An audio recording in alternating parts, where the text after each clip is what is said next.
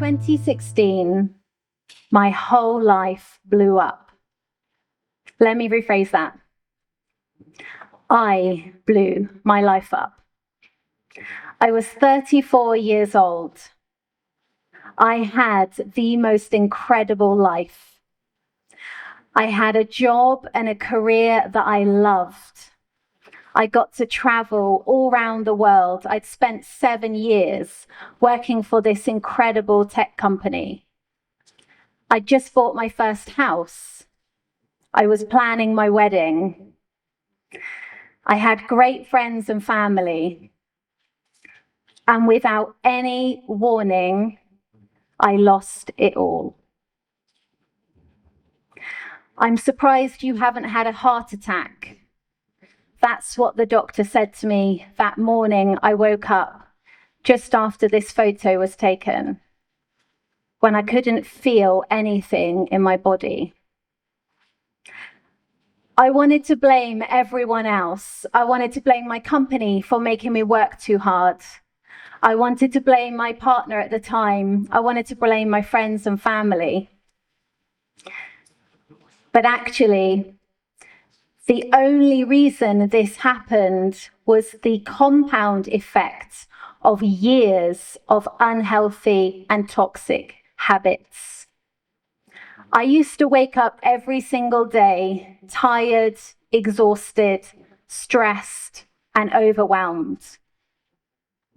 After snoozing my alarm 4 to 6 times every single morning, and I've met people in the last few years who snooze their alarm 9 times. After snoozing my alarm every morning, the first thing I did within a nanosecond of opening my eyes, and it's okay, you don't have to admit it if you've done it yourself, but I would grab my smartphone and it would look something like this. And I would be checking my emails, my calendar, my socials, and I could feel my heart racing every single morning. Now, what's interesting is that organizations are doing more than they've ever done before. Sorry, I should have warned you. This is going to be a little bit dark and then it's going to get sunny and yellow. Organizations are doing more than they've ever done before over the last few years, which is fantastic to see. We are in the middle of another global pandemic, a mental health pandemic. We have seen the most incredible initiatives. We have seen fruit bowls. We have seen employee assistance programs. We have seen gyms, meditation workshops, even goat yoga. But what's interesting is that people are more stressed, more overwhelmed, and more exhausted than they have ever been before. The Mental State of the World report shares some very interesting findings about what is really going on in the world with people. It talks about 3 major findings, and I'd like to share those with you. Number 1 is the impact of our smartphones, especially the age at which young people are getting access to them. The second is the increased consumption of ultra-processed foods. And the third is the lack of family bonds. So whilst organizations are focusing on this more and more, it's not actually leading to people feeling less stressed and less overwhelmed. We are not robots. And I remember in 2016, when I had the greatest wake-up call of my life, that it took me to almost losing my life to realize that whilst we want to achieve great success in our lives, we have goals, personal, professional, and this idea that working harder means becoming more successful, not at the cost of the 2 most important things in your life, your body and your brain. And my wake-up call was to make me realize that I was not untouchable. and that every single little choice you are making every day is compounding. We are not robots, and looking after ourselves has never been more important. But I'll be honest with you, these words like self-care, meditation, looking after yourself were things I didn't have time for. And in 2016, when I lost everything, I realized that performance, professional and personal performance, can be so much greater when you invest in yourself. And I really believe that all it takes, the actual answer, is very simple. And it starts with making one small positive habit change.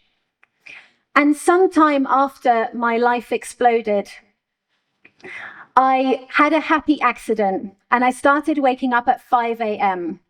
I'm not a morning person, by the way. I started waking up at 5 a.m. and I remember the third day of waking up at 5 a.m. and being very frustrated about this.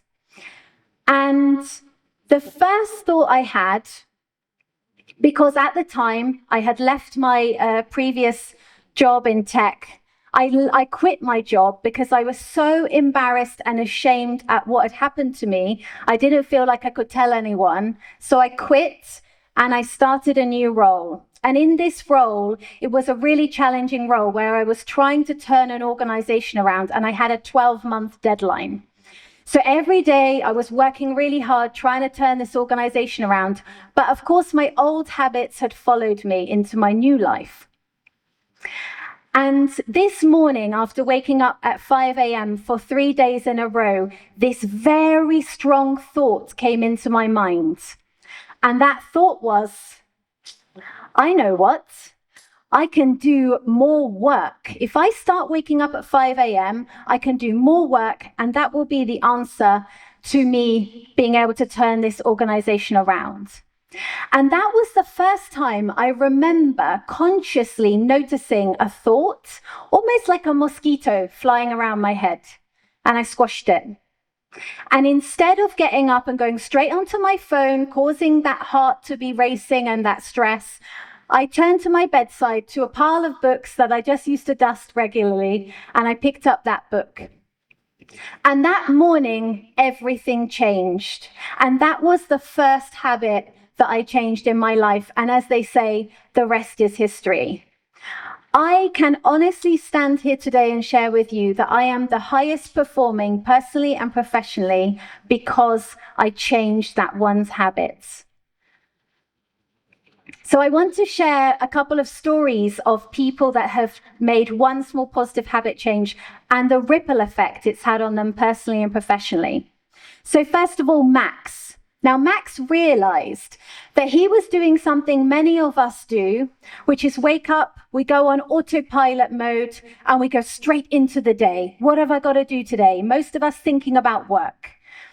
And he realized that he was giving the worst of himself to the people he loved the most, his family.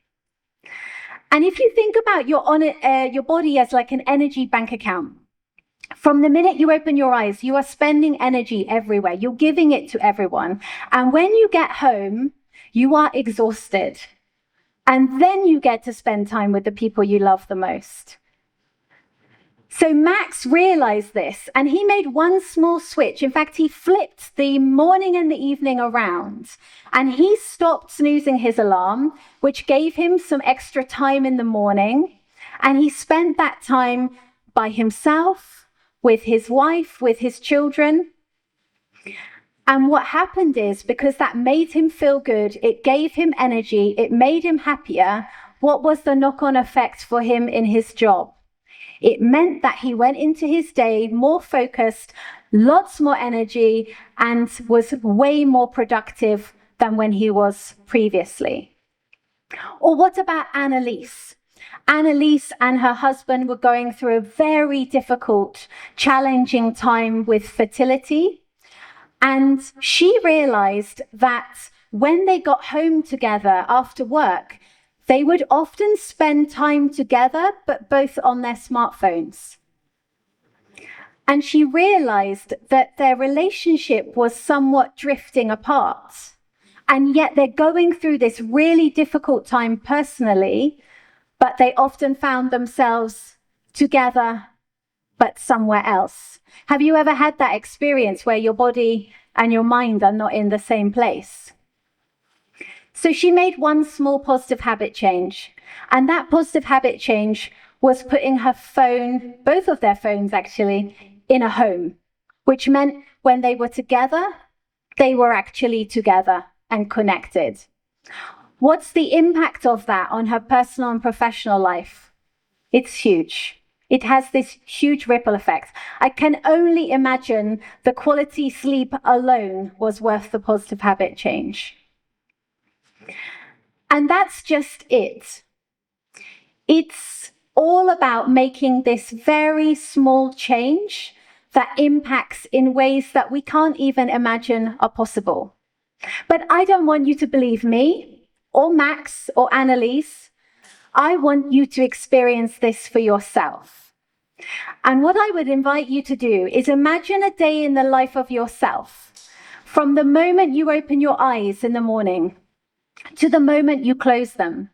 What are some of those things, some of those habits that you know you are doing that are somehow negatively impacting you? What are some of those things? And I would like you to make a mental note of one or two of those things that you know is stealing your time, stealing your energy, impacting your mood or your focus for the day. And then I would like you to do the opposite. And imagine now, whether you are doing these things or not, what are some of those things that are positive? What are the things that give you energy? The things that make you feel great? The things that really have you going about your day in a really high-performing state? And make a mental note of those. And I'm going to share with you, I've been talking about this for about 2.5 years to thousands of people in different countries, from different backgrounds to different organizations. And interestingly, the top 2 answers to these questions are nearly always the same. The one that is negatively impacting us the most, related to the report, is our smartphones and versions of scrolling and doom scrolling. And I talked about that with Annalise's story. The second one, though, I just want to share a funny story with you. The second one, interestingly, is nearly always exercise, or some version of what I prefer to call movement. Now, I don't know about you, but I grew up with very negative connotations and associations with exercise. I used to hate it. I used to think it was difficult. And as I became an adult, I fought with it almost my whole life. I would sign up to gyms, pay for them, and never go in them. And I met a great guy some time ago. I worked with his team. He was the owner of an agency in London, a very young team. And he said to me, "Kat, I'm really frustrated. We've got a state-of-the-art gym and no one's using it." And I said to him, "That's because they don't have an exercise habit." And I changed something which made me actually look at exercise and movement in a completely different way. I realized it was a mental game, not a physical game. And I also realized something else, that when I ask you how long should you exercise for, you get all of these weird and wonderful answers. 45 minutes, 1 hour, 30 minutes, it has to be this, it has to be that. And that's all linked to our beliefs. And what if I told you just 10 minutes would be okay? And when I go out running for 10 minutes, and this has happened to me in multiple countries, I give the hotel receptionist my key and I say, "I'm going out for a run." When I come back after 10 minutes, they look at their watch and they say, "That was a bit quick." And I'm on a mission to make 10 minutes of movement more acceptable, because 10 minutes is better than no minutes. I invite you today to think about one small positive habit change that you could start tomorrow. Just one. And try it for the next 21 days. And see what the impact is on your personal and your professional life. Because the reality is that one small positive habit change won't change your day. It won't change your week. It won't change your month or your year. It will change your whole entire life. And we only get one. Thank you very much.